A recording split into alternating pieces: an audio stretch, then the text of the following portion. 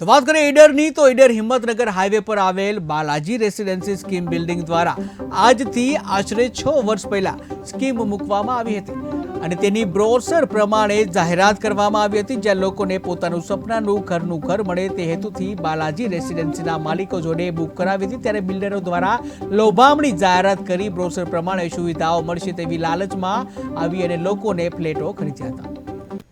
જે હું છેલ્લા 6-7 વર્ષથી રહું છું, તો જે બ્રોશર બનાવ્યું છે એ પ્રમાણે કામગીરી બિલ્ડરોએ કરી નથી। ચારે બિલ્ડરોએ, એક કિરણભાઈ પટેલ છે KM વાળા, અને એક ભાનુભાઈ પટેલ મસાલવાળા, એક જગદીશભાઈ પટેલ જામડાવાળા અને ચોથા પસાભાઈ પટેલ છે। એ 4 બિલ્ડરોએ આ છેતરપિંડી કરી છે અને અમે અનુભૂતિ સારી કરતા હતા અને લોકેશન સારું બતાવ્યું છે એ પ્રમાણે કામગીરી એમને કરી નથી અને બિલ્ડરો 4-5 વર્ષથી તો જોવા સુધા બી આવતા નથી। હાલ વહીવટ, વોચમેનનો પગાર અને લાઇટ બિલ એ લોકો ભરી રહ્યા છે। મારી જોડે મકાનની વ્યવસ્થા નથી, એટલા માટે મને એક આ સ્કીમની જાહેરાત બહાર પડી અને એ સમય દરમિયાન હું બેંકની લોન કરી અને આમના ભેગો હું જોઈન્ટ થઈ ગયો અને કેટલો જ જોતાં મને પોતાને એમ થતું કે ઈડરમાં એક રહેવાની મજા આવશે।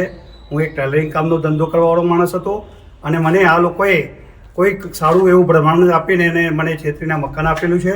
ઓલરેડી મકાનની અંદર આજે મારે લોનનું વ્યાજ ભરું છું, લોનના હપ્તા ભરું છું અને મકાન આજે ખાલી કરવાની મારી હાલત થઈ ગઈ છે। હું મજબૂર છું આ બાબતમાં અને હું પોતે દિલગીર છું કે ખરેખર કેટલો જ પ્રમાણે મને મકાન કોઈ સુવિધા મળી નથી। આજે હું બહુ હેરાનગતિમાં મુકાયેલો છું અને ગટર લાઇનથી મારા 12 બચ્ચા પણ આજે આમાં તમે જુઓ તો રોગે પાણીથી અને પ્રદૂષણથી બહુ હેરાન થઈ જાય છે। 48 ફ્લેટો છે, ત્યાં બધા લોકો રહે છે પણ પૂરી સુવિધા નથી। પૂરી સુવિધાને લઈને તકલીફ છે। તો કાકા આપ જણાવો છો કે કેટલા સમયથી રહે છે અને શું શું સુવિધાઓનો અભાવ છે આપના? અહીંયા તો બધા 2018થી જ રહે છે।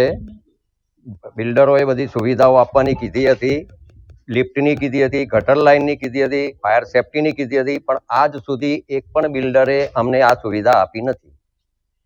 તો અત્યારે રાજકોટમાં હમણાં એક જે મોટી હોનારત બની છે, ફાયર સેફ્ટીને બધે તપાસ ચાલી રહી છે, ત્યારે આ ફ્લેટોની અંદર જો જે ગ્લોસર જોઈ રહ્યા છે કે આ બાલાજી રેસીપીનું ગ્લોસર બનાવવામાં આવ્યું છે, તે ગ્લોસરમાં પણ જે સુવિધાઓ છે આખું મસ્ત બનાવવામાં આવ્યું છે, તે બતાવવાનું જુદું અને આપવાનું જુદું એવું અહીંયા કહી રહ્યા છે કે જે આપ એક ગ્લોસર લઈને ઊભા રહ્યા છો, તો આપણે સુવિધાઓના અભાવે શું શું અત્યારે અડચણ ઊભી થઈ છે? અમારા બિલ્ડિંગમાં બિલ્ડરોએ એવું કીધું હતું કે ભાઈ તમારે ગટર લાઈન આપીશું, લિફ્ટની સુવિધા આપીશું, ફાયરની સેફ્ટી આપીશું, બગીચો બનાવી આપીશું, પણ આવી કોઈ સુવિધા આપી નથી। અમે વારંવાર રજૂઆત કરી, નગરપાલિકામાં રજૂઆત કરી, પણ કોઈ રજૂઆત ભરવા વારંવાર અમે નગરપાલિકામાં મોકલીશું, પણ નગરપાલિકા એમ કહે છે કે ભાઈ તારે મંજૂર થશે તારે કરીશું। અને વારંવાર 4 બિલ્ડરો છે, એકબીજાના મોથા નોખે કર્યું છે। બિલ્ડરનું નામ જગદીશભાઈ, બીજા છે કિરણભાઈ પટેલ, ભાનુભાઈ પટેલ અને પસાભાઈ પટેલ। કોઈ પણ આજ સુધી કોઈ પણ સુવિધા આપી નથી।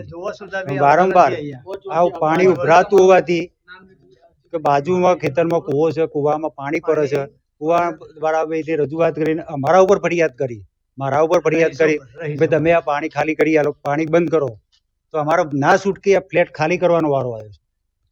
તો આ જ્યારે નવા માર્કેટ બનતા હોય છે ત્યારે મસ્ત મોટા બેનરો લગાવવામાં આવતા હોય છે કે જ્યારે તમને એવું લાગે કે હા આ સુવિધા સ્વર્ગ જેવી અહીંયા મળતું હોય છે, જેવી સુવિધાઓ લઈને તે અદ્યતન સુવિધાઓ કેસ્ટલોમાં તો દેખાઈ રહી છે, પણ અત્યારે સુવિધા પૂરી પાડી નહીં રહે।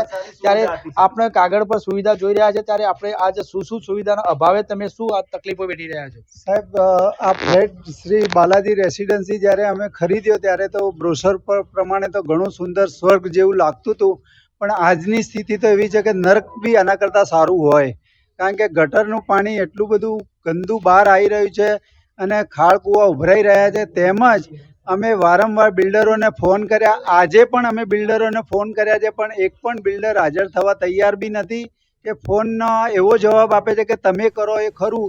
આજે અમને એમના સોસાયટી